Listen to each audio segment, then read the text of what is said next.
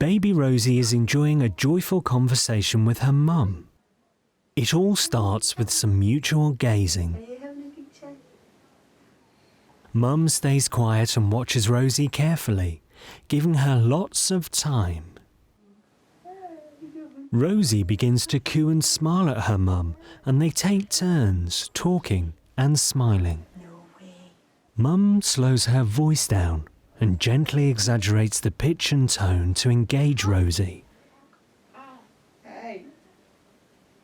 Turn-taking conversations are important for baby, and fun and laughter help the baby's brain to develop. It's important to remember that babies are only ready to engage when they're in the quiet, alert state.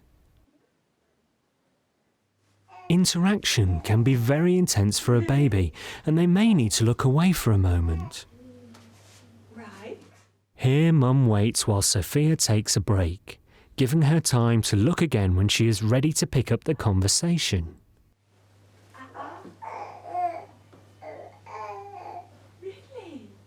Let your baby initiate interaction, giving them time to engage when they are ready. Yeah. Make him smile. Make him smile.